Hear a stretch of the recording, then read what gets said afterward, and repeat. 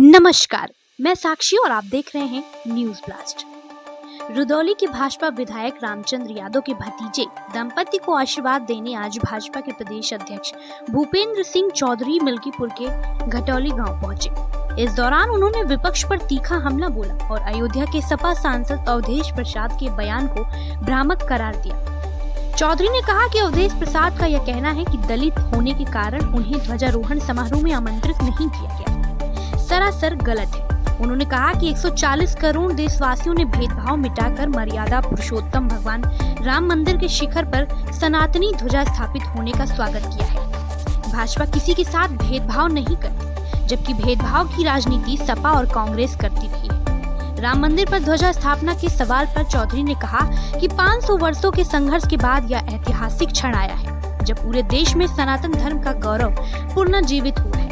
बिहार चुनाव पर प्रतिक्रिया देते हुए उन्होंने कहा कि वहां की जनता ने कांग्रेस और सपा की जातिवादी राजनीति को नकार दिया है। पीडीएम मॉडल पूरी तरह विफल हो गया है। इसके साथ ही उन्होंने दावा किया है कि आने वाले यूपी 2027 चुनाव में भी भाजपा प्रचंड बहुमत के साथ सरकार बनाएगी। चौधरी का कहना था कि जनता विकास और राष्ट्रवाद के मुद्दों पर भाजपा के साथ खड़ी है। विधायक टीएमसी के विधायक ने कहा कि पश्चिम बंगाल में अब बाबरी मस्जिद बनाई जाएगी।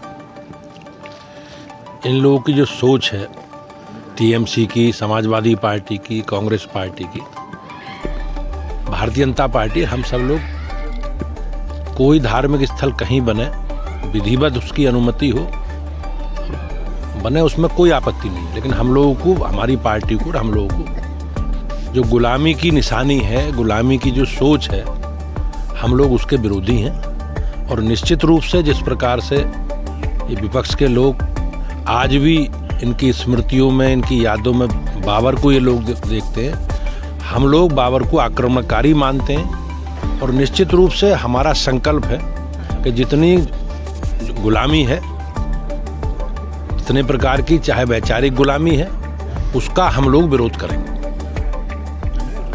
भव्य राम मंदिर बनकर तैयार हुआ, सपा सांसद अवधेश।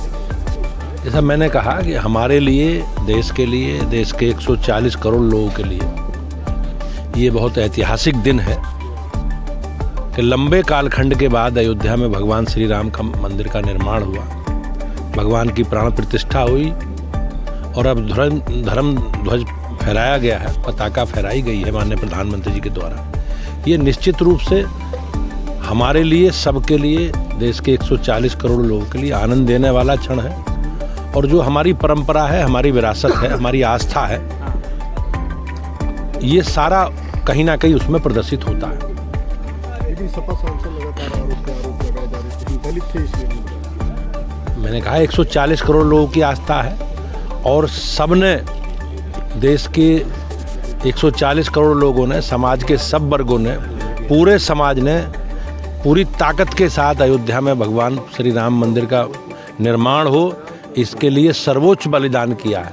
ये एक राजनीतिक एजेंडा है और निश्चित रूप से राजनीतिक एजेंडे में समाज को जाति, भाषा, क्षेत्र के नाम पर बांट करके जो विपक्ष का एजेंडा है, राहुल गांधी भी उस एजेंडे को आगे बढ़ाते हैं, अखिलेश जी, उनकी पार्टी भी इस एजेंडे को आगे बढ़ाती है।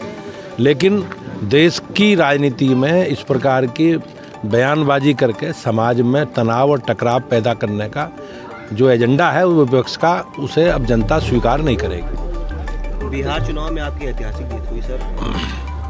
अखिलेश यादव 22 जगह प्रचार करने की, जिसमें से 20 सीटें वो हार गए। क्या लगता है उत्तर प्रदेश में अभी अखिलेश नहीं? निश्चित रूप से हमारी सरकारें या हमारी पार्टी लगातार जनता के लिए, जनता के कल्याण के लिए, जनता के मुद्दों के लिए हम लोग लगातार जनता के बीच में हैं।